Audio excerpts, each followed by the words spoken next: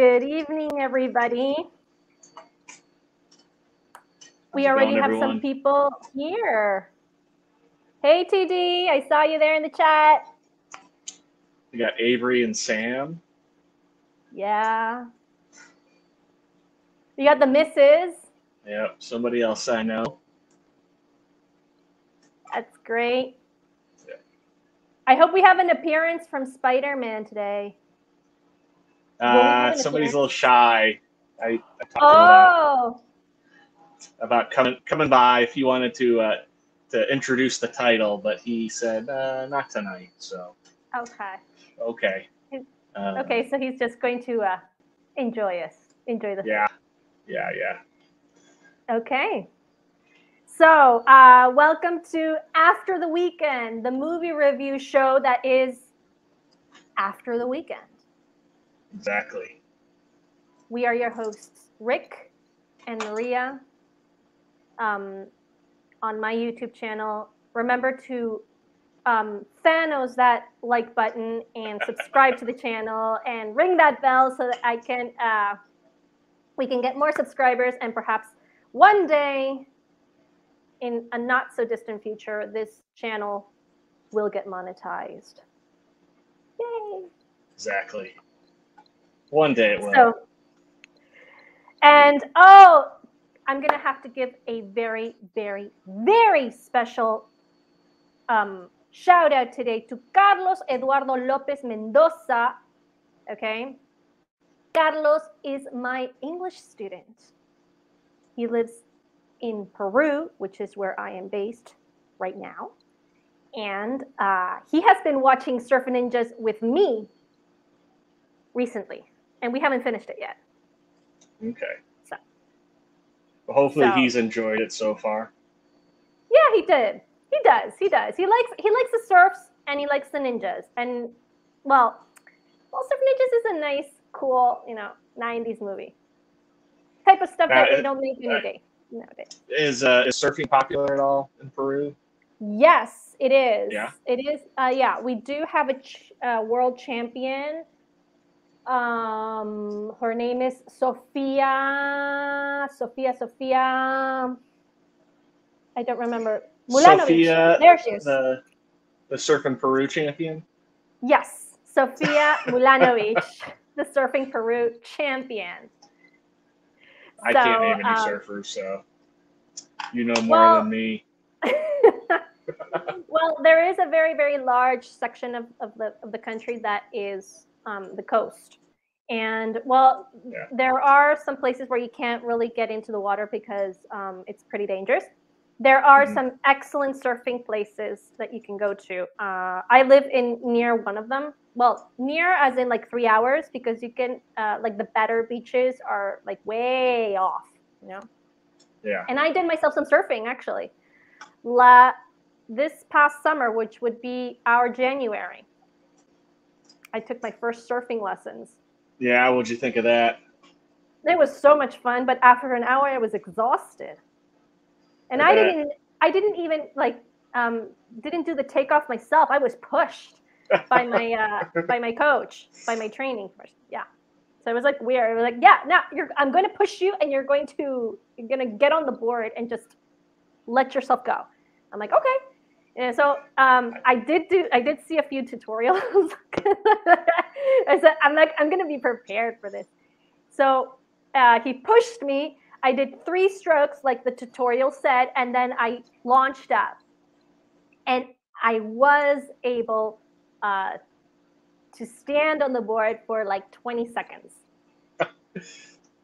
He didn't tell you like in the movie with Johnny, and he says, "Just bend your knees, move your arms." No, of course not. Sam is asking, was balancing on the board easy? Actually, it's not. It's not easy, and it was a big board because it wasn't the surfboards that you guys are going to see in our video, like the clips. No, it was a big, huge board, which supposedly gives you a little bit more stability. And they're extremely heavy.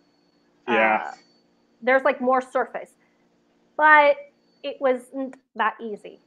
I would wipe out every like 5 seconds, or every like 2 or 3 waves, and then there was just one. I was like surfing, like Wah! And then it was gone. So. I would fail miserably at it, so you sure did do much better than I ever could. So anyway, Sam, thank you for coming. It's 5 a.m. where he is living. Oh my goodness. So he is here because he is a good friend. And thank you for being here, Sammy. Appreciate it. Yeah. And TD, yeah, that's my dream, actually, to be on the surfboard. I hope you guys can see this. That I will one day, eventually. Hang 10. Yeah. So anyway, we are going to get into this great movie. I think it's a good movie. Yeah. It's a good. So, but I'm going to tell you why it's a good movie. If you haven't seen Surf Ninjas, it's actually on YouTube, like the whole thing. Yeah. For free on YouTube. For free, So that also says a lot about a movie when they don't care about it being on YouTube for free. It's true. It's true because, yeah, I mean. But I still love it. I love it. Remember watching it as a kid and thinking it was great. Well, I remember, like I said, when we were talking before we went live, like the whole story, I had totally forgotten about the whole story. I mean, I didn't remember. I remember watching it as a kid. I remember enjoying it as a kid, and I probably remember like one phrase, which we're going to get to that when we talk about the screenplay, because it was really like smart of them. And and when I saw it again, it was like, again, totally new, and it was like, what, this was it? I mean, this is the story. I don't remember. Where's the ninjas or where are the things? Like, this is the story, I thought it was cool. There's a lot of movies I remember watching as a kid that later watching them as an adult, like, wait, I remember there being so much more to it and being so much more, I guess, epic, you could say, and then you watch it as an adult and you're like, there's nothing going on here. But anyway, so if you haven't seen it, it's on YouTube, because right now we're going to get into spoilers. So if you don't like spoilers, I would say I don't want to see you guys leave, but we are going to get into it, so it's your choice. So beware, because it's spoiler alert time.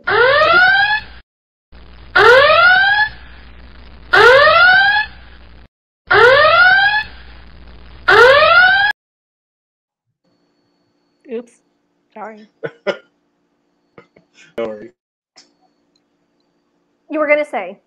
I was just saying, the movie's almost 30 years old, so if you haven't seen it by now, it's your fault if it gets spoiled. It's true. Okay, so would you like to do the introduction? Please, do the honors. So movie Surf Ninjas came out in 1993 on August 20th. And this is like I guess you would almost kind of call it the equivalent of like a tween comedy of its time. We didn't really have tweens back in the 90s, but that's kind of the genre, an action comedy for kids and young teenagers. And I was going to say, I can read the synopsis if you wanted to share the poster. Which poster? We have two posters, actually. Well, I think you can just show one for a while and then go flip to the other one. It's fine. That's fine. But I'm ready whenever you are. Okay. So. Adopted brothers, Johnny, an 11th grader surf talent, and Adam, a middle schooler, fellow surfer and video game fan, spent their entire lives growing up in Southern California with their father, Mac, former Marine veteran, and their inseparable friend and latchkey kid, Iggy, who's afraid of surfing but pretends to love it. One night at their father's burger shack, the group are greeted by a mysterious man from their father's past, a man named Zatch. But before any more can be explained, they are attacked by a group of ninjas who are dispatched by Zatch and Mac. Mac takes on the remaining ninjas, allowing Zatch to escape with Johnny, Adam, and Iggy. The brothers learn that they are royal heirs to the throne of Patusan, an embattled island under the rule of the tyrannical Colonel Chi. After discovering untapped ninja skills, Johnny and Adam agree to travel to Patusan with Zatch and others to overthrow the current monarchy. And that is the theatrical poster and DVD cover. And then I think we've got an international one, which I kind of like that one a little bit better. We do. It's just not sure which one it is. I think it's this one. There we go.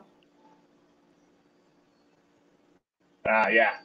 That one I think is a lot more better. Getting to see Colonel Chi fight Johnny on a surfboard. You know, here I think I would disagree with you. I prefer the other one because it would keep the mysterious Colonel Chi like in the dark until it comes out. Well, if you look at it, he's on there too. He's in the water. He's like drowning in the water as the boys all surf over him. Yeah. Oh, there he is. Yes. Okay. I take it back. So I like that one where he's more menacing. You actually see him going at it with each other. So. And this one was directed by Neil Israel, who he's more known as being a writer than anything else, but he did direct. If anybody's seen it, it's a even older movie, Bachelor Party with Tom Hanks. That was one of Tom Hanks's first films, and kind of, you know, I want to say like that was like his first big film when he was doing Bosom Buddies, which was the TV show he was on. And then I got to go down to my notes. Oh no, I lost him. Thought I had him.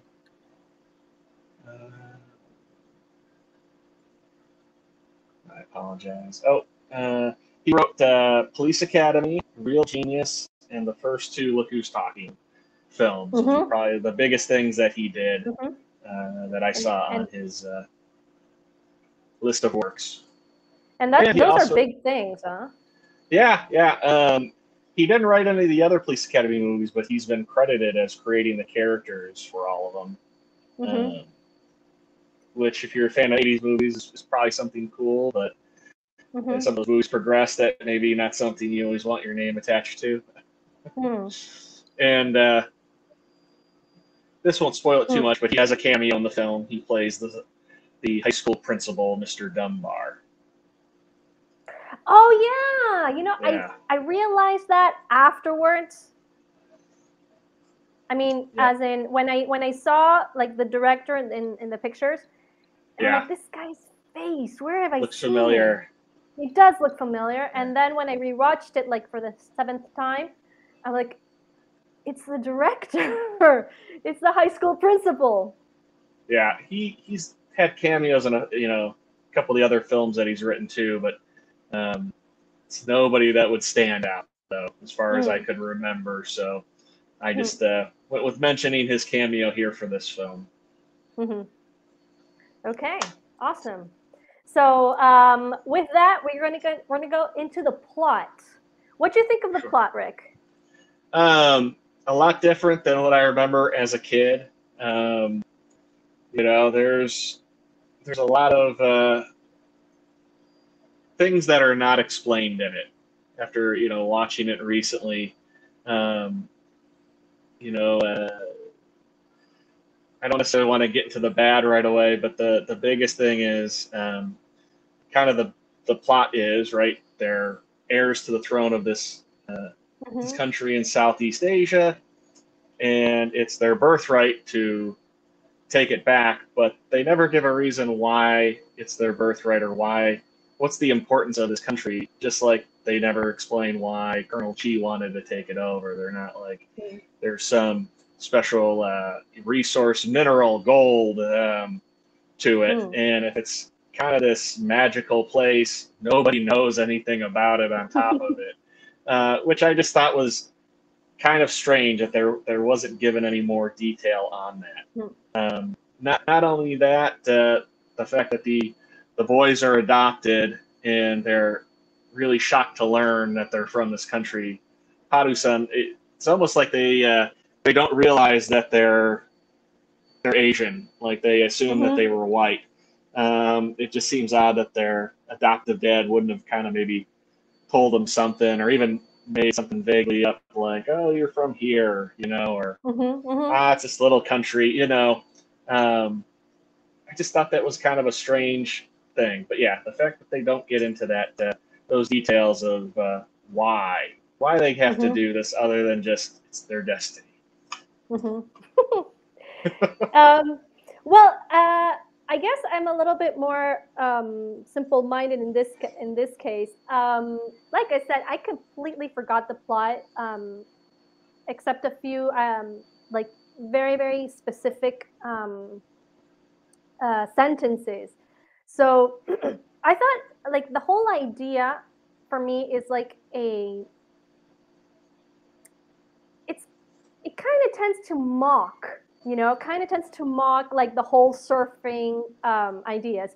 And why do I say that? Like the surfing guys, they kind of tend to say that the surfing guys are brainless. They're kind of dumb. They have no idea. Bro, what's up? So, for example, like the scene when they totally smashed the burger place, and there was a whole bunch of cops all over the place. There's broken windows, splatter all around. And then these two come up and say, "Hey, you guys open?" Yeah, I know. Oh, good. Shakes here, killer. Shakes here or killer. It's worth the wait. Food's good too, because cops. And I'm like, oh my gosh, I know surfers, and they're not that dumb. But so they kind of tend to like push it all the way and say, what, these are the surfer types, and of course the two princes, Yanni, who's the Englished it, you could say, to Johnny, Yanni and Adam love to surf, hate homework, and Iggy is just not, he is clever. He is clever at some things. Well, the boys weren't necessarily dumb. They were just portrayed as being slackers. They kind of had no ambition, but they weren't stupid like the Burger Shack surfer guys who showed up after the fight, you could say. Or even to like Iggy. But that was kind of the stereotype. That's what everybody thought. Southern California and anybody who surfed, that's how you wore. And so I think it's the times, I mean, even look at the Ninja Turtles, right? None of the Ninja Turtles ever surfed. One of them skateboarded, but right, dude, cowabunga. It's just the stereotype of the time. Like the idea actually is pretty original. I mean, even though I guess ninjas, they kind of push everything into like the concept of ninja, because ninja is actually a Japanese martial arts. And from what I understand, if somebody in the chat over there thinks that I'm wrong or knows that I'm wrong, please correct me. Ninjas were actually stealthy assassins. So their style is completely, in the shadows, and it's from Japan. Now these guys are not from Japan, apparently. Well, Colonel Chi is like in this samurai suit, but and obviously it's like, where are the ninjas? It's broad daylight, California. These people in the camouflage pajamas. Yeah, they're in the navy camo almost is what you maybe kind of called it, because it's all blue. Well, the other thing too is it's a movie called Surf Ninjas. The heroes are not ninjas. The bad guys are ninjas, and Mm-hmm. we never see a ninja surf. So it is a little disappointing there. But yeah, you're right. I mean, ninjas are supposed to be stealthy, which one, they're in an urban setting and they're wearing, this very deep, kind of rich blue color pattern that makes them stand out. They would have been better off being in black, which really stands out. Even there's another scene where there's a fight at another restaurant. They like to fight at restaurants in this movie. Yeah, they're in tiger striped camouflage again, which just doesn't make too much sense. And I personally, go ahead. I was gonna say, I think a lot of that too, though, is with things geared towards kids. Kids are very much attracted to.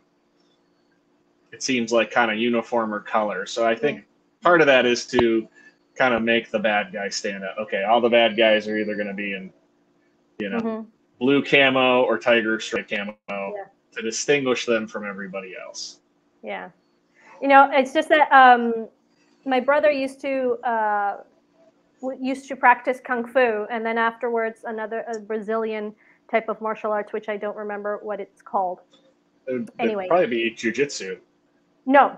Jiu-jitsu. No? Jiu-jitsu is not Brazilian. It's not from Brazil. Well, there's Brazilian jiu-jitsu, though. Oh, okay. Well, it's another name. I know it's another name. Anyway, okay. The thing is that since he was so into martial arts, as his little sister, so was I. So I used to watch all these martial arts movies, like Jackie Chan and Jean-Claude Van Damme was in there somewhere, So I kind of learned like the different styles of martial arts. So that's why I remember the ninja style. And TV anyway, said it's capoeira. Is it? Am I pronouncing that right? Capoeira. Yep, that's it. Capoeira. Okay. Capoeira, which is kind of like a dance martial arts. It's interesting, huh? Because it's based on drums. But I'm digressing. Anyway, so one of the things that is really interesting is where it actually takes place. So Patu-san, Patu-san is an island from a book from Lord Jim. What was the author's name? I don't know, but I looked this up, and they actually took that name from. There was a show that Ernie Reyes was on as a kid called Sidekicks, and I want to say that's where he was from on the show. So I think for the movie, I think that was probably recycled because of that. Yeah. No, it was from Joseph Conrad. That's it. Lord Jim. It's a novel published by Joseph Conrad in 1899. And they took the name Patu-san and they put it inside these series and the movie. I think Patu-san was like the series was after the movie Surf Ninjas, but I can be mistaken. Yeah, that could be that. I don't know, but I did look up though. His first acting role, Ernie Reyes Jr., was Sidekicks, and he was from Patu-san on that show. And in this world, Patu-san would be located right in the middle of between Vietnam and Burma in the South China Sea, with Malaysia and Singapore to the west of it. Somewhere near the Philippines? So the Philippines would be east of it, kind of northeast of it. Yeah. That's it. But it's kind of right in the middle. They actually show, there's a scene where they get on the boat to get to Patu-san. What's really funny is they show them leaving from Florida, going through the Panama Canal to get there. And it's like, well, wait, they're in LA. That's not how that works. Which I thought was really funny. Clearly, whoever filmed that B-roll did not know how to read a map. Well, I'm sorry. I'm gonna have to highlight this from your misses. So, Yes. so did I, Maria. I did martial arts as a kid through high school. I met Ernie Reyes Jr. Oh my gosh, that's so awesome! At the tournament in San Jose. Well, Mrs. R2, I can tell you this: you did so much more than I could, because I wanted to take kung fu lessons when I was a kid, and my dad didn't allow me. No. Um, he said, no, just keep taking your ballet lessons. And I mean, I was okay with it. I mean, I like ballet. I mean, I'm the artistic type. Yeah. But I wanted to take kung fu as well.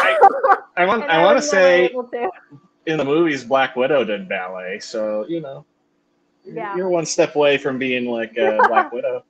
And well, I would say in the movie, based off of kind of the info about Ernie Reyes Jr. and his dad, who plays Zach in this film, both study Taekwondo. Ernie Reyes Sr. is actually a former California state champion for Taekwondo, and then Ernie Reyes Jr. I think read, at least at the time,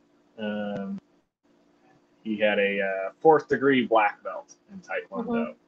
And I think that's what my wife used to do years ago. Whoa. I'll let her confirm that in the chat. I don't know what martial arts she did, but I'm sure if it came down to it, she could probably flip me onto my back.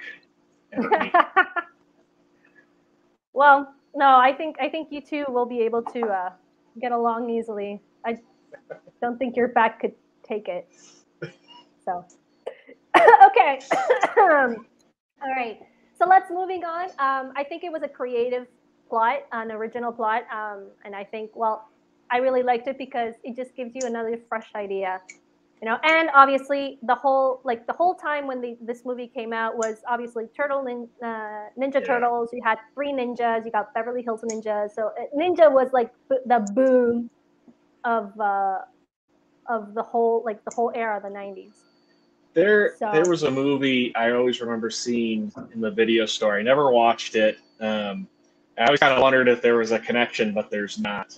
And there's actually Cinemassacre does we watched. They did a video about surf ninjas, and they actually brought it up. But it was called "Surf Nazis Must Die," and the covers kind of look somewhat similar between the two movies. And for the longest time, I always wondered if there was some kind of connection there, but there wasn't. 2 entirely different movies. But yeah, I mean, definitely original plot story, but inspired by the times of what was popular, what kids liked. Yeah. And then I think even too, there was some inspiration from Ernie Reyes Sr. and Jr. With some of the story and some of those plot elements too. All right, so let's go to the next one, which is character and cast. What do you think? Well, the lead of the movie is Ernie Reyes Jr., who plays Johnny, and I thought he did a really good job. He's very upbeat. You could tell he was enjoying working on this film and being in it. This was a year after he got to play Keno in Ninja Turtles 2. And I think that was another one where he really loved it, and I think he was kind of hoping this was going to lead to more, and unfortunately it just didn't. And he kind of just stuck to doing more stunts, things like that. But no, I thought he was great. Kid who did his brother, I mean, he was kind of a nobody. I mean, played a typical little kid of the times. Nothing really kind of stood out with him. What's really funny is Rob Schneider, who he's supposed to be a 17-year-old. Yeah. And at the time of release of this movie, when he made it, he was 29. Yeah. Yeah. So, but he did a good job. Even when he did, but even as a kid, I always thought it was funny. I'm like, he's not a teenager. I'm like, is he, was he held back? That's what I thought. And I know Ernie Reyes Jr. and Senior are Filipino, and Rob Schneider is. I don't think too many people know, but he's. I want to say I looked up. I thought he was half, but he's a quarter. His mom was half Filipino. Yeah. Which I thought was a little interesting too for the movie. I'm not sure if that had any reason why, but he's actually like the Reyeses. He's from the Bay Area. He's from San Francisco, or the Reyeses are from San Jose. So that could have been even maybe another reason how he might have gotten cast for it. We had Ernie Reyes Sr. as Satch, who this was really his only kind of big acting role, and I felt like he had fun. You could tell he enjoyed getting to work with his son. Not a tremendously great actor. You could tell he was really. I almost kind of wondered if it was him. I felt like he tried to be funny, and I think as a kid we thought it was funny, but they were almost dad jokes. Yeah. Like with some of the things that he did, and then John Carlin, who played Mac, the adopted dad. I felt like that was fake Dennis Franz from NYPD Blue the whole time. But he was somebody where like I kind of looked at that, looking at that now, where I'm like, I wish they had kind of gave more story about him raising the kids and kind of being their dad. I mean, he genuinely seemed like their dad, but there was just no history to him. Which I don't know. I felt like they could have maybe showed that. Like that would have been kind of interesting, especially when we see the story and the kids are brought to him. And it almost makes you wonder like how Johnny didn't remember that, because he seemed fairly old. My wife had said she took Tang Soo Do. Oh, Taekwondo, Kung Fu, and kickboxing. Oh gosh. All I have to say, now that I know that, next time we hear, a bump in the middle of the night, you're getting up to go check it, not me. If you know all those things. And I was going to ask you, can you be my friend? Please be my friend, Mrs. R2. Yeah. And then Leslie Nielsen was Colonel Chi, which I always like Leslie Nielsen, but it was weird. He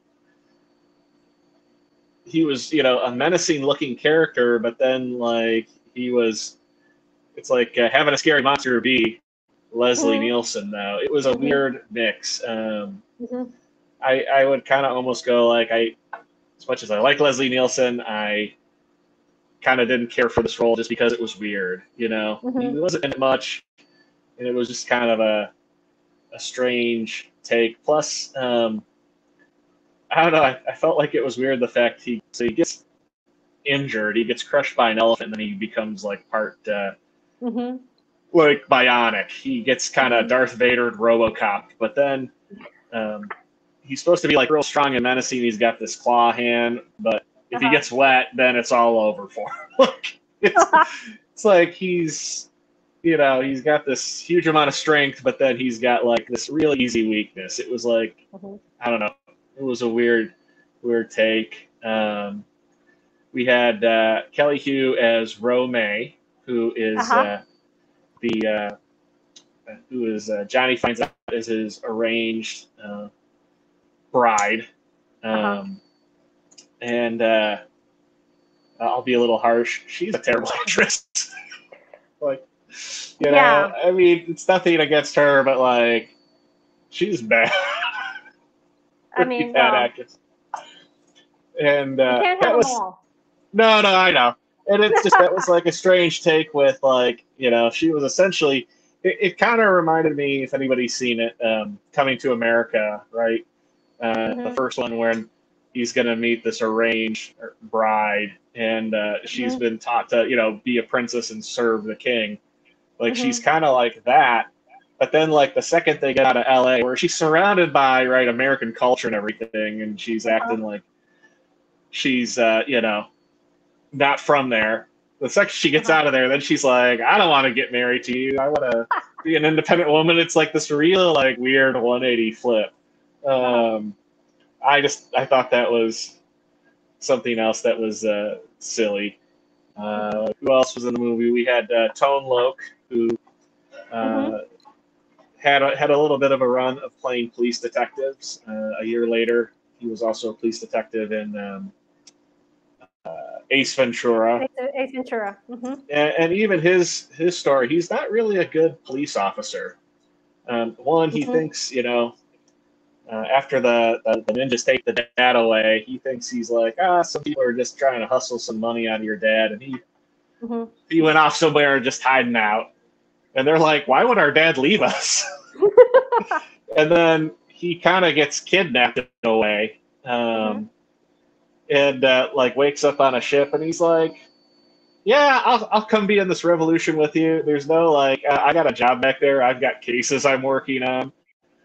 I'm due for But a vacation. It's like so casual. Like nobody would be like, hey, where the hell is Lieutenant Spence at? right. And then there's a couple other people that we can mention from the cast that I liked. There was Colonel Cheese, kind of his. I don't know if you'd call him like not really his right hand person, but it seemed like his assistant. Mm-hmm. His name was Well, that big, Manchu. but the big Kind of beefy guy. kind of beefy guy. Yeah. Who there's this little shtick that throughout the kind of the end of the film, he keeps getting knocked down Yes.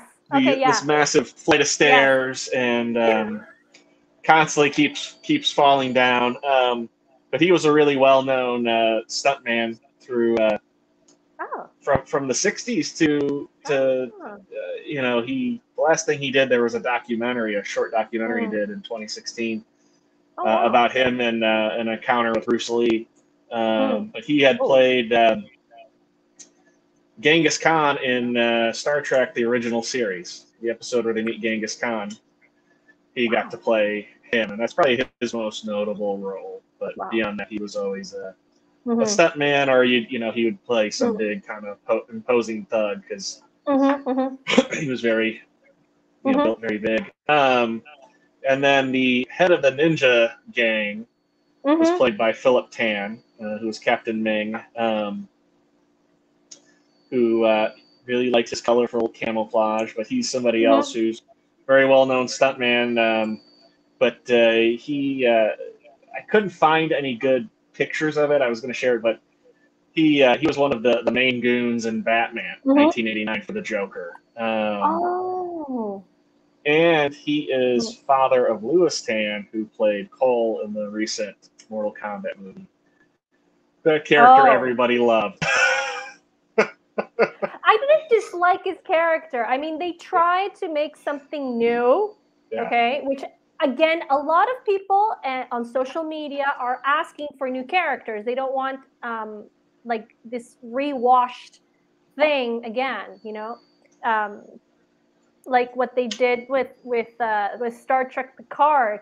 They take beloved characters and they just destroy them. So my idea, for example, in Mortal Kombat, the recent one, was they tried to create a new character, which is Cole, which I actually thought it was pretty interesting, pretty kind of creative, to make him a descendant from Scorpion. That's like my impression. I think the biggest thing is he was named Cole. He didn't have kind of. Everybody else kind of had a much better nickname for the most part. No.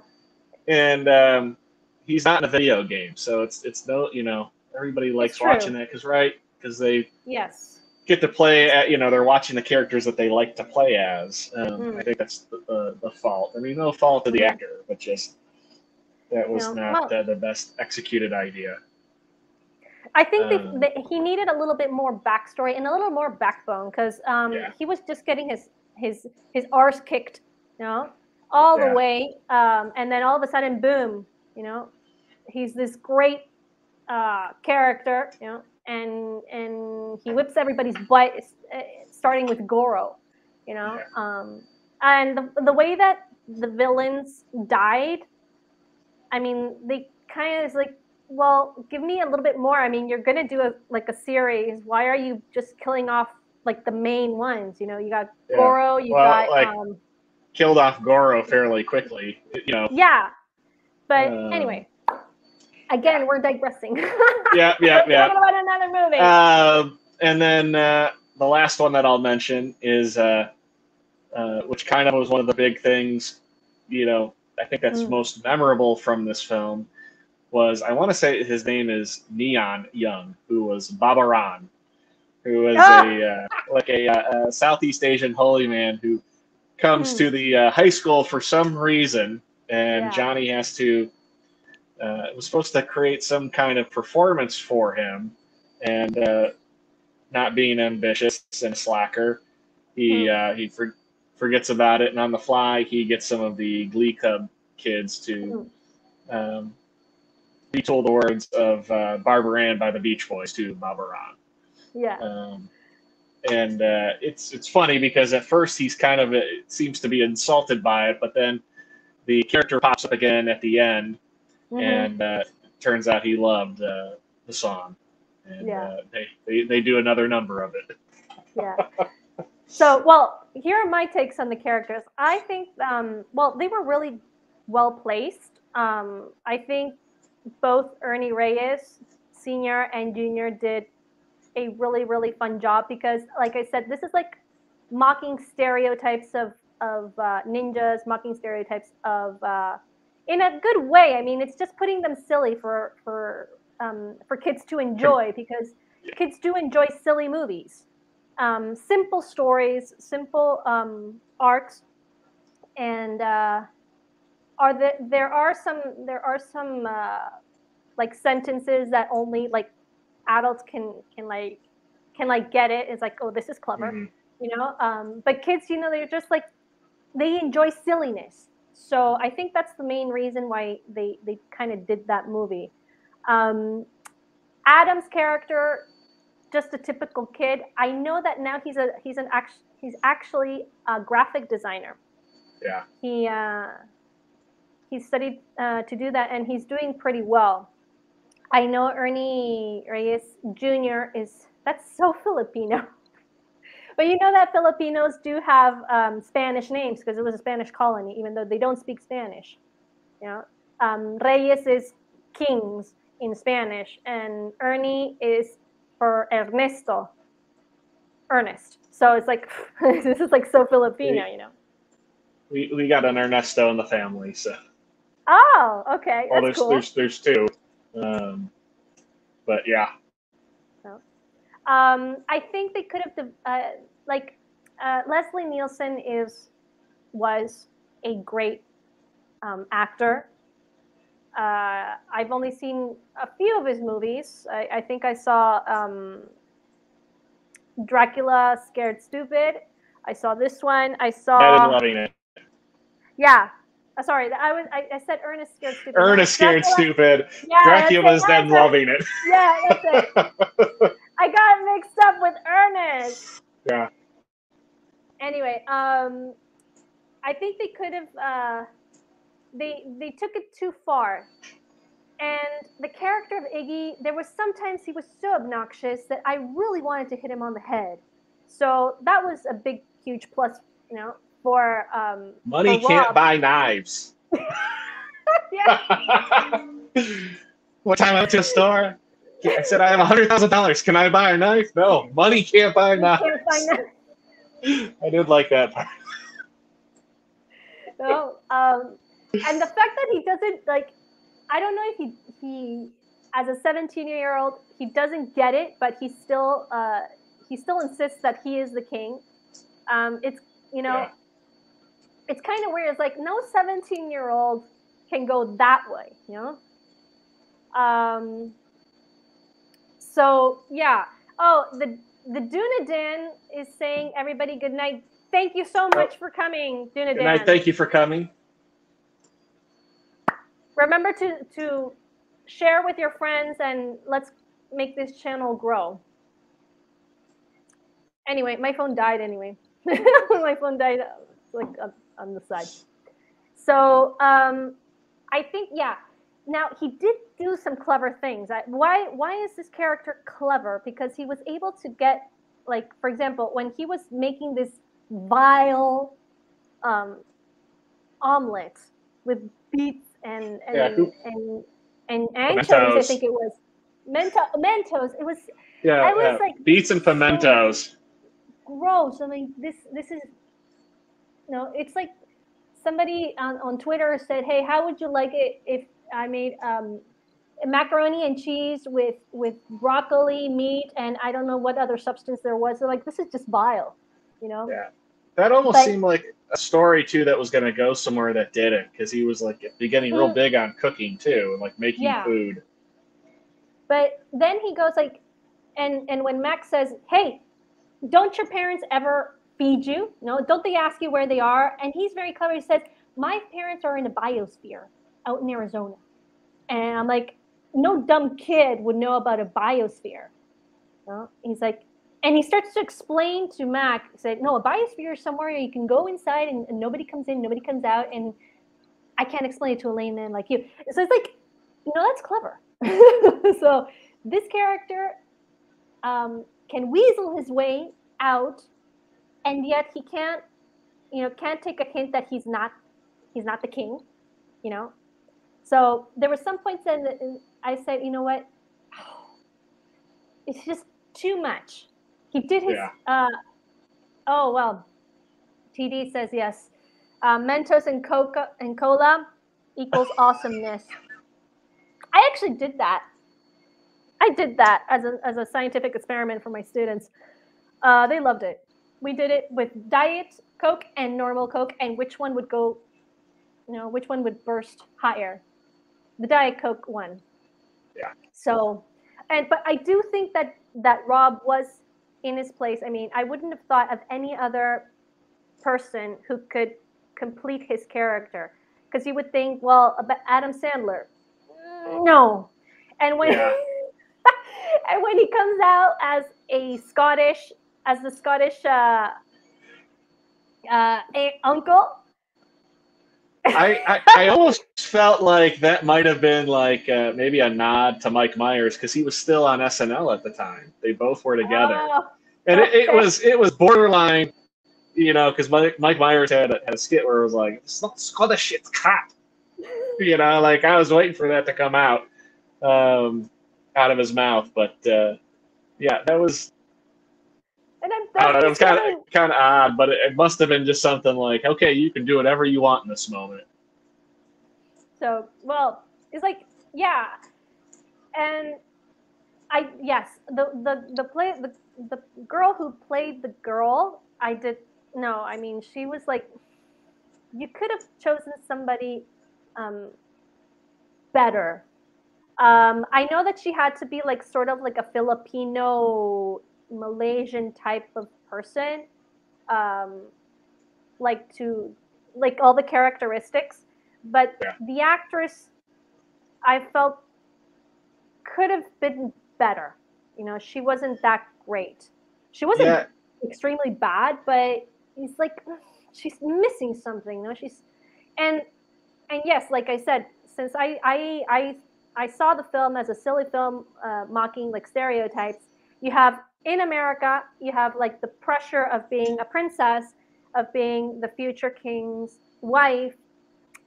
She lived up to all those standards, and then when she finally gets rid of her parents, because her parents do not follow her to Patusan, all her American upbringing just bursts out, Yeah. and she's like, you know what, I don't want to marry you. It's like, nobody's going to choose. And I'm like, okay. That's, Yeah.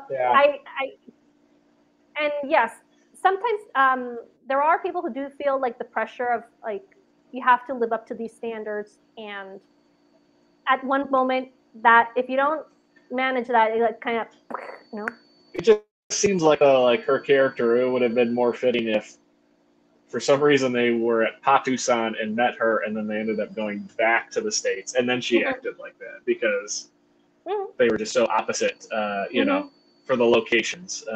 Right. Well, anyway, I really want to get to screenplay, because you know what? Sure. The dialogues was, for me, it was so funny. there were a lot of clever things. And this is one anecdote that I wanted to share with everybody. I haven't seen this movie in about 20 years. I had completely forgotten the plot. I barely remembered the characters. But there was one line, just one line, that I remembered from some movie that I had seen sometime when I was a kid, and it was, I had a key. Where? We searched you. I swallowed it last Tuesday. Wow, how'd you know you're going to need it? I swallowed it every Tuesday. That phrase, I swallowed it every Tuesday, I swallowed it Tuesday, swallowed every Tuesday, that stuck with me for over 20 years. I don't know what movie it was. I don't know who said it. But when I started to listen to the police officer, it's like this kind of voice is very, very, very familiar. Where have I heard this voice? And then when he comes out of the boat, I'm like, whoa, it's that line. It's the line I swallowed it last Tuesday. That was brilliant because that, I mean, to stick that to that to stick it to the memory of somebody for more than 20 years, it's just like, whoa, you know? Yeah. So well, like, Tone Loc has that distinctive voice too. I mean, there's not many people who have a voice like that on top of it. And he does do the music at the beginning of the movie, yeah? Yeah. He does do the song. Yeah. Well, we'll wait till we get the music because that's a good point that you brought up. Yeah. So I think it was really clever. There were some things that that did make adults laugh and others that make kids laugh. You know, like the part with the burgers and like the surfing guys who are not in touch with reality. You say, oh, well, Killer Shakes here, you know? And it's just so silly that makes anybody laugh. And then the part when they're on the truck, they're going away from all these ninjas. They're on Patusan, and they're like, throw the dynamites. And you know, Iggy starts throwing the dynamites. You know, like, and everybody knows that you have to light dynamite. Them, you know, and then all of a sudden Zach comes out with a pack of cigarettes, and he goes to them and he says, I know. I need to quit. I need to quit. I need to quit. I should quit. And Iggy says, why don't you use the patch? Use the patch. Yeah. Like, that's clever, you know? It's like, yeah. But see him going, I know I need to quit, like, why everybody's reaction that moment would be like, I can't believe you smoke. Was very weird to me. But yeah, the joke, have you tried the patch? That was good. It's just that I remember that in the 90s they tried to, and they did work. It did work with me. They tried to do a non-smoke generation.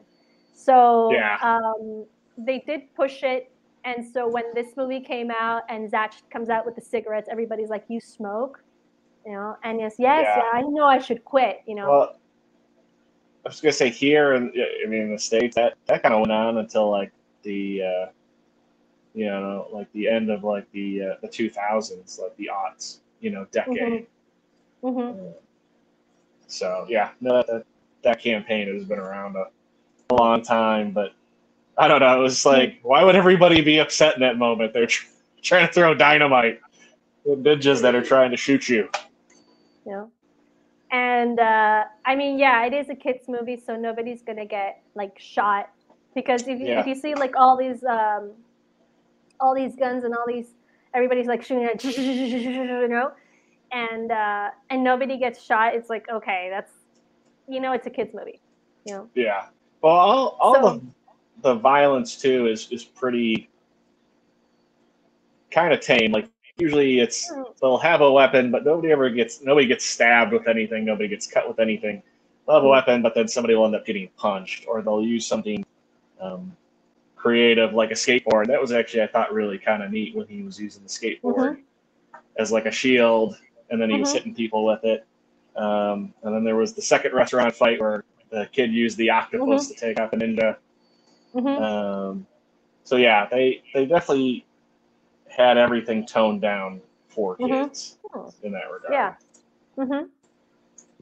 So yeah, well, I thought, like I said, there were things, there were dialogues, there were sentences that I thought, wow, that's clever, that's creative, Yeah. and it's pretty simple enough for kids to get most of it.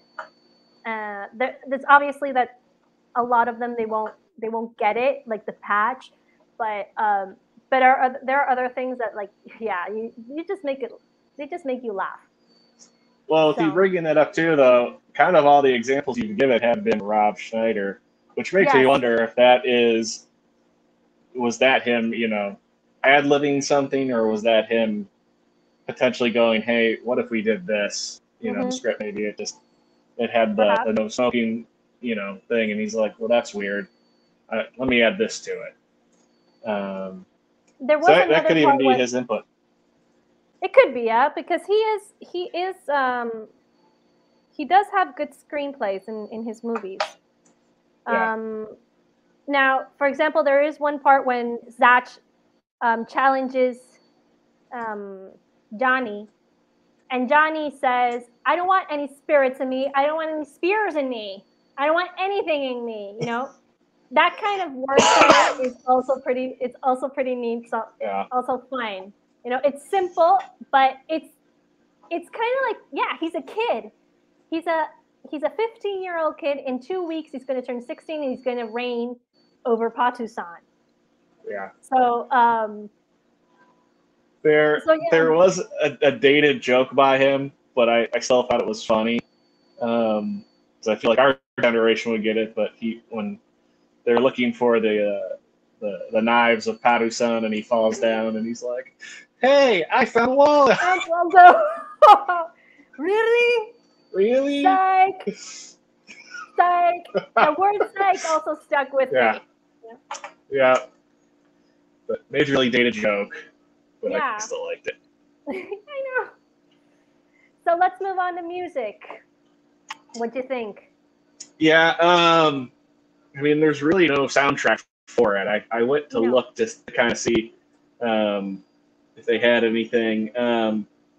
It's kind of, for the most part, I mean, other than we get a Tone Loc song in the beginning, which, it's not one that I'm familiar with. And I thought it was interesting that there wasn't more from him, especially you have a rapper in your cast that, I don't know, there would have been more going on there.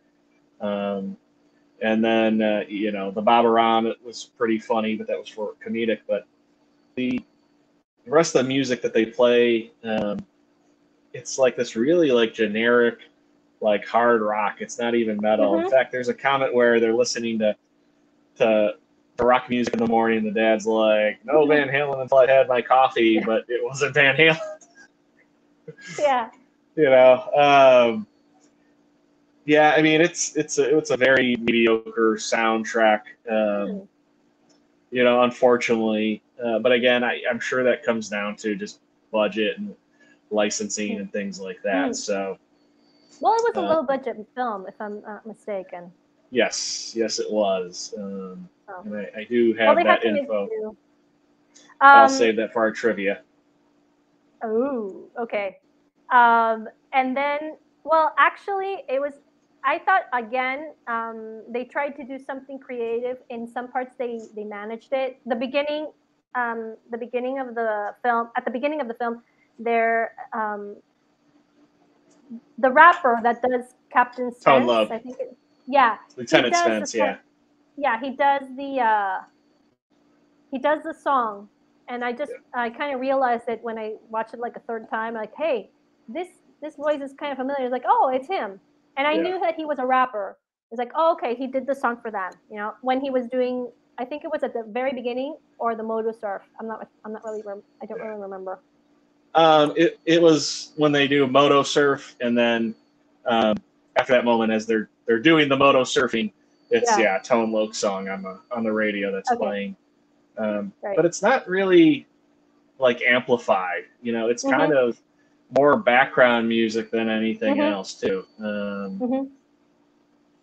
That's kind of Yeah. how most of the music was. There was really Yeah. nothing that really they had it But stick out. you know what? What really was really funny. Well, again, we encountered another movie that had the Beach Boys because these songs were Oh yeah, when they that's did right. Flight of the Navigator had that. Yeah, yeah. Flight of the Navigator, and this one had the Beach Boys. You know, and both of them had like they were cues, like Yeah. this is music. You know, and then and when well, I don't know why, but every time when I saw like Ernie Reyes Jr. like do the you know, uh, and like the principal before that when he said we had persuaded our student to volunteer to do this song. I'm like, yeah, that's so teacherish, you know. Yeah. That's like such a teacher because you persuade students to volunteer. So like you make them do it, you know. But you kind of tell them no, he volunteered persuasively, but he volunteered. Um, it just cracks me up, you know. It's so Well, simple. and I think too, the Beach Boys it's Southern California. Mm-hmm. That's kind of that's the classic music to surfing Mm-hmm. culture. The beginning of it, I Mm-hmm. mean, it was the Beach Boys. So I think that was kind of another nod just to the overall theme of it. Mm-hmm. Why they went Mm-hmm. with that. Whether they went, what if we took that song and we named the character similar, or somebody Mm-hmm. came up with that. I mean, who Yeah. knows how they put all that together, but. Yeah. Yeah, I think that's kind of why they went with that too. It was just the whole theming of it. It really fit with it. Yeah. And then I was just laughing when he gets all his power. Uh, like Iggy says, "What if I can change, the course of events?" And then all of a sudden, you got Johnny, whipping people's butts with not even ninja. That's Taekwondo, Yeah, because yes, he is a fourth grade black belt, yeah, and the music starts like it was Beethoven's Ninth Symphony, which is the yeah. masterpiece of all He opens up the masterpieces. sword. He opens up the sword, and the light Yeah. comes out. And like He kind of looks around. I was just laughing so much because obviously, um, it's just it's kind of like when when something pops into your brain and like you feel angels have to sing because of this, and that's the idea. So why was it so like characteristic, or in my opinion, my student asked me, teacher, why is there this type of music um when he's fighting and when the swords, and I'm like, how can I explain it to him that that's like a celestial Yeah. music that you get, Is you know that Ode to Joy? Is that what that was? That yes, was the playing? Okay. Beethoven's Ninth Symphony is Ode to Yeah. Joy. It Yeah. is the But masterpiece of Beethoven, his greatest piece. yeah. So Well, I mean, right in American films, I mean, that's always something that any type of like some grandiose or miracle that yeah, that is that's always it. played. It's a miracle. Like another time that I can think of where that's played is in Die Hard when they're opening up the vault and they Okay. get through the very last lock and it opens up and I Yeah. forget what Alan Rickman says, but that song plays. And even in that moment, I kind of think it was right because it's all about his destiny and birthright. He's Yeah. essentially he was born to wield that sword, and Hmm. I think it was to kind of show that. But at the same time, when he kind of like just shrugs it off, it just kind of shows Hmm. for him it's nothing. It's just whatever. Uh-huh. Um, So, but you don't encounter those things like now. That's the yeah, thing. In movies nowadays, they don't take those simple elements to enhance an idea, because you nailed it. It was a miracle. yeah, Nobody gets that great in martial arts, and I think Mrs. R2 uh, can say with experience, nobody gets to fight like that out of the blue. Yeah. So it is a miracle, and that song, represents a miracle. So you were spot on. I was looking for the word. It's like, I have the word. I don't know what it is. He said miracle. It's like, boom, that's it. Yeah. I'm trying to think of, it's like I've heard that and seen that in so many other 80s, 90s movies in particular, but nothing else is coming to mind. But yeah, I mean, I don't know if it's for people, they go, oh, it's a trope we've seen so much, we're not going to do it. Is it just something where, generations, kids just don't know what it is? Why? But yeah, that was always a big, cue in movies for those moments. So. Okay, so I think we're going into our final thing, which is the trivia. Yes. We have a few interesting ideas. I would love to say that the winner of the trivia, the people who are in the chat, remember, Thanos that like button. Subscribe to my channel, hit that notification bell. I would love to say that you guys would win one of these beautiful handmade crochet dolls, made by yours truly. And those are custom made, but with fine Peruvian yarn too.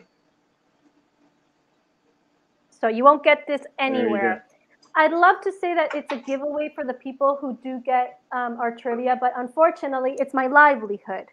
So until I get rich and famous, when I get monetized on this channel, I can't have a giveaway with these. So maybe as things progress, though, we can come up with something, and maybe I can send something out, since I think a good chunk of everybody that does watch is here in the States. So. We might be able to do it through that way. But I'll give everybody a few minutes to see who can get the closest or guess it. But so the movie came out August 20th, 1993. Could not find out what the budget of this movie is, but what do you think the overall goodbye, Carlos. The overall box office for it was? Let's see who can get the closest.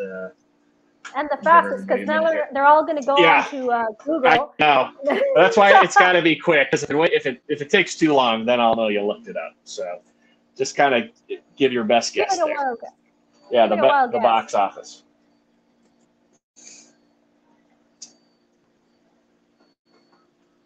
Oh, TD. Thank you, TD. Carlos is my student. He's learning English. This was probably a little bit more difficult for him, but okay, everybody's looking this up. Not fair. TD says 80 million. Okay, TD, we got one. Well, you were way off. We'll give it another 10 seconds here. Goodness. I'd love to say that it was 80 million. Yeah, if it was 80 million, I think we would have seen a lot more Ernie Reyes Jr. movies. Okay, well, I haven't seen any other answers come up. So 4.9 million is what it made in its box office run. 4.9 million. Yeah, so not very much, and that's probably not counting any video rentals, home movies. But this opened up against Jean-Claude Van Damme's Hard Target, so that's probably a good reason why it didn't do as well. Plus, 3 weeks prior to it opening up, The Fugitive came out, which was a huge movie at its time. I'm going to say, that's another reason why I think this did so bad. I mean, I know I didn't see this in the theater. This was a video store rental. This is something that I would rent,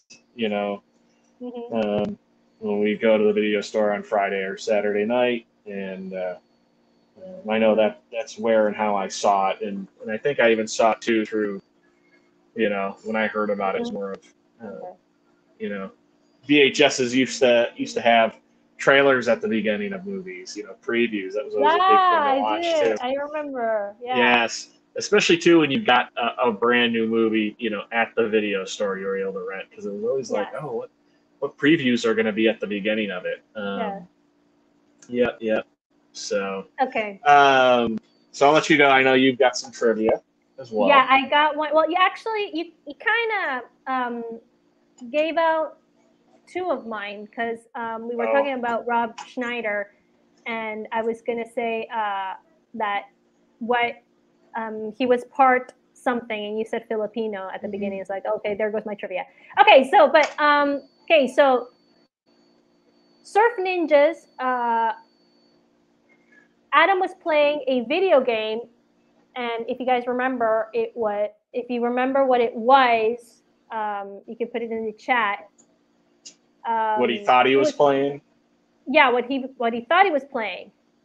It was a Game Gear. Do you remember what the Game Gear was? I remember what it was. I did not have one. I had a Game Boy instead. They were expensive.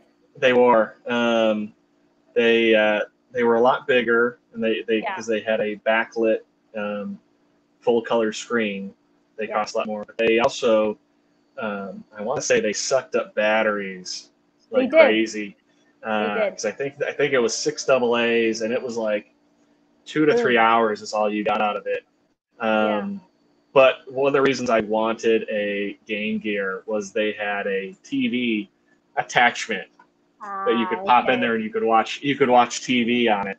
And I, for the longest time, I always wanted my own TV. I didn't care if it was little or big. I wanted just my own TV to watch whatever I wanted. Right. But nobody knows what was the brand of Game Gear that Adam had. The brand, or you mean the game that he thought he was playing? Oh no! I was thinking of the brand of the Game Gear. Sorry. The maker of it. Yeah, the maker. Yeah. That's a really important piece of information, actually. Yes, it is. So, I guess nobody's going to give a couple minutes. We got 7 people who are watching still. Yeah. And well, the Game Gear was essentially a compact portable version of a previous gaming system too. We got a winner. Well, it's not Saga, it's Sega.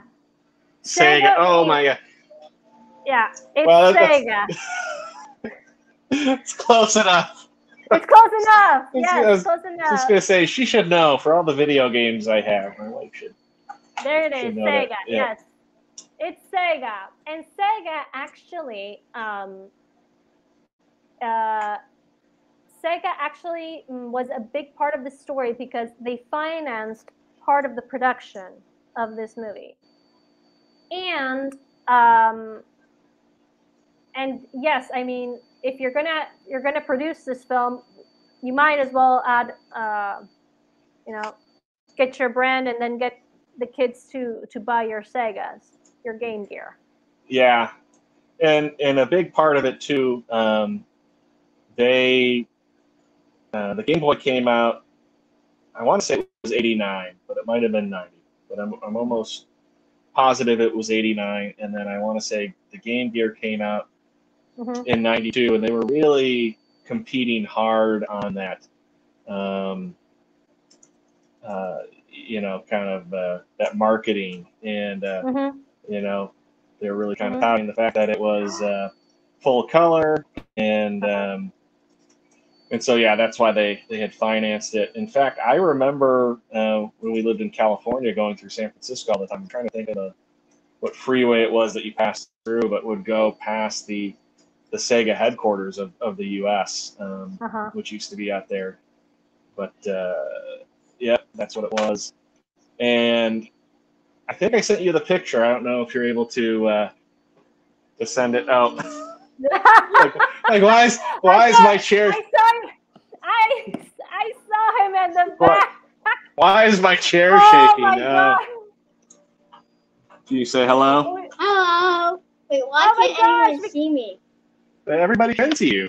Oh, Yeah, there. we I can see. see Oh, you. now I can see Yeah, myself. you gotta look at the camera. We got a There delay you up go. on the stream. We got Hi. Velociraptor. Yeah. How are you? I'm good. You're good? Uh-huh. Staying out of trouble? Yeah. Yeah. Did you know I can talk with my mouth closed sometimes too? Yeah, yeah. Yeah. I see that. Um, Hey, But, you I was gonna say- yeah. Go ahead. I was gonna say, do you have the picture of the box art for the I game? do, I think I had sent that. Okay, So Sega, like you said, financed part of it, and that was kind of just really for marketing of this product. But they actually came out with a video game for it. Yeah, But the one sorry. in the movie, Adam Sorry. thinks he's playing Ninja Gaiden, but they made a custom game just for the movie to kind of go along with the plot. So what you that was Labyrinth. That was it. Yeah, no, sorry. I got mixed up. There it is. Okay, there it is. No problem. Yeah, that was it. And I couldn't really find any good kind of comparison pictures, but they were somewhat similar in the graphics. But the one game that Adam had though was custom to what was going on The in movie. the movie. Yes. Yeah. So the idea was for them to see the Game Gear, watch the movie, and then immediately go and buy Surf Ninjas, which was completely different from what Adam was actually playing in the movie. Yeah. So. Well, hopefully even buy a Game Gear because they didn't have a Game Gear. Yeah. And I also like that they made the Game Gear into a weapon in the movie because Adam throws that Colonel Cheetah to knock a gun out of his hand. Well, and then also, he does use his the vision, the ability to see visions. Yes, was in the Game Gear. The Game Gear. So. In the Game Gear. Mm-hmm. Yep, you are correct there. So, and another piece of trivia I have is that I guess during when he was doing his scenes that Leslie Nielsen stayed in character as Colonel Chi the whole time. And I guess Ernie Reyes and Alex said he was real terrifying as Colonel Chi. Which part of me goes like, that would be a weird sight to experience. I don't know. Okay. I guess if he's growling at you and he's got that big glove on his hand, maybe it might be a little intimidating. He was a tall guy too. I mean, you see him compared to Ernie Reyes. I mean, he was fairly tall. So yeah. So anyway, I don't have anything else because I had that Ernie Reyes Jr. hold a 4th degree black belt in Taekwondo, and then that Rob Schneider was part Filipino, the same ethnicity as Ernie Reyes Jr. and Ernie Reyes, who Ernie Reyes Sr. is actually a immigrant. He was born in the Philippines, if I'm not mistaken, and then he came to the States, or he went to the States because I'm not there. You are. So yeah. So, any final thoughts, Rick? Well, I would say for as kind of critical as I have been of the movie, I still would recommend it. I loved it as a kid, and this is a movie that I wouldn't watch it on my own, but watching it with friends and people who watched it as a kid, I think it's a movie that would be a lot of fun to do that because you would laugh at all, like they're really, like, how come they're not doing this? Why did they do that? Oh, know. I mean, don't take it as patch? Like. Not knives. Money can't buy knives. I would cut them up, but I don't have a knife. Yeah, so. I don't have a knife. I think it's a good movie. It's just a silly laugh. I mean, don't take it as the greatest box office theater hit of all time with regards to ninjas, because there are no ninjas there, basically. Certainly none that are surfing. No, and none that are surfing. But it is a fun film. it's for me, it's a creative film. They tried to do something different, and they almost made it. As in, it could have been better. Yes, it could have been better, but maybe they weren't just trying to achieve like an Oscar. They were just trying to make a fun film for kids, you know. And I think Yeah. they did it. I think they achieved their goal. Yeah, So, I agree. So I think. So do we know what's planned for next time? Yes, we do, and I hope Velociraptor is ready for this one. I don't know. I don't know if he's. I don't think he's going to be ready for this one, but well, I don't have any volume on in here because of my headset, so he can't hear what it is. Okay, perfect. So. Okay, so I'm really excited because we're kind of switching between Rick's list and my list, and we are going to be in our next episode of After the Weekend. We are going to be talking about 1980s movie The Labyrinth. Oh. We are going to be talking about The Labyrinth. This is a very underrated film during its time. Now it is practically a cult. There are a lot of people now who really enjoy the film. This isn't a very, very like a light film. It's a very dark film. There's a lot to it. And personally, well, Jimmy Bowie is so great in this film. And Jim Henson. Yeah. I love Jim Henson. Yeah. Well, Jim Henson, Frank Oz, and even Jim Henson's son, Brian, plays a key character in the movie. But yeah, this is something that it was watched a ton.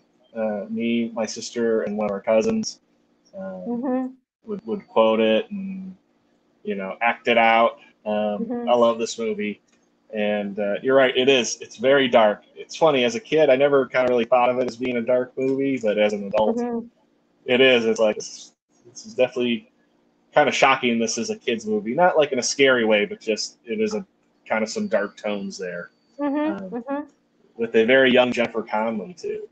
Yes. So I hope. Thank you so much for tuning in to our little chat of After the Weekend. We had a lot of fun with Surf Ninjas. Kudos for the missus who recommended this movie. So anyway, I don't know. Any final thoughts before we? That is definitely it. I think we covered everything. And excited for 2 weeks from now. I'm trying to think what would that date be? That would be I have my calendar. Monday the 13th. Ooh, okay. Monday the 13th. We all dread Mondays. We all dread the number 13. So that's got to be worse than a Friday the 13th, right? Or Tuesday the 13th. Here it's Tuesday. The bad luck day is Tuesday the 13th. Gotcha. But I dread Mondays, and I dread everything that has 13. No, that's not true. I just don't like Mondays. Yeah, but now I do, because I have this. So everybody, thank you so much. Yes, thank you. We'll see you in 2 weeks. Sounds good. I'm excited. Have a good night, everybody. Bye. Bye.